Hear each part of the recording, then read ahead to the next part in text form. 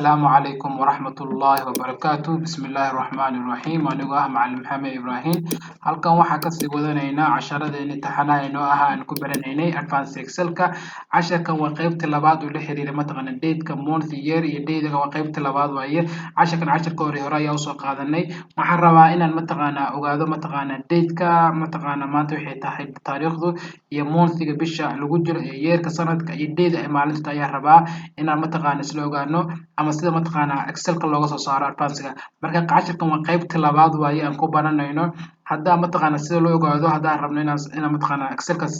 sida looga soo saaro inaan isla barano haddaan rabno example tusaale waxaa horta leeyahay equal ayaa leeyahay equal markaan dhaho today ayaan qorayaa open the bracket close the bracket enter ayaa leeyahay hadda waxay soo baxday in maanta mataqaana tahay bishii lagu jiro sanadka 2021 bishii toddobaad 15 in maanta bishu tahay marka waxaan rabaa mataqaana iyagoo xabada inaan halkan ku ogaado ayaa rabaa sida loo ogaado isla baranaynaa first waxaa leeyahay equal ayaa leeyahay waxaan qorayaa text markaan qoro open the bracketka furaya tanaa qoyska soo gelinaya oo ah p3 tan waxaa leeyahay comma tan markaa comma dhaho tan waxaa leeyahay quotation mark ayaa leeyahay tan waxaa qoraya waxa u baahanahay tusaalahaan waxa u baahanahay date oo taariikhda d ayaa qorayaa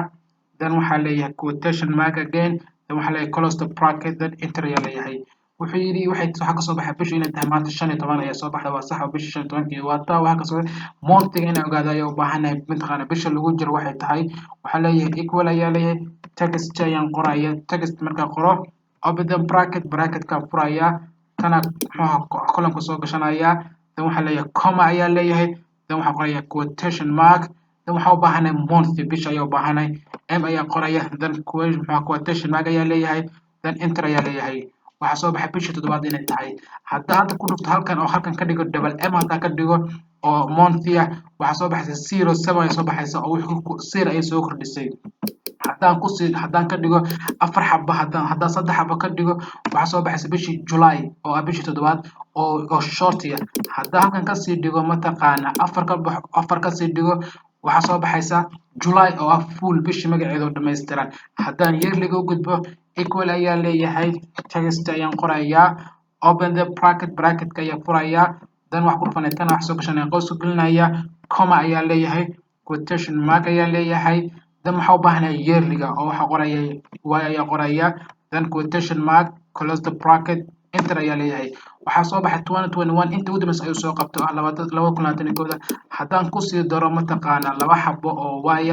oo yearliga wuxuu soo qabanaya full yearly oo ah 2021 haddaan rabo in dayda maanta waxay tahay inaan ogaado open waxa leeyahay equal waa leeyahay marka equal laho waxa qoraya text marka qoro open the bracketka ayaan furaya tana qoyska soo gelinaya dan waxa leeyahay comma marka comma dhaho waxaan qorayaa day ayaa qoraya oo saddex xabo ah dan waxa leeyahay waxa ka tagay quotation mark ka tagay quotation mark ayaa leeyahay xagana waxa leeyahay quotation mark ayaa leeyahay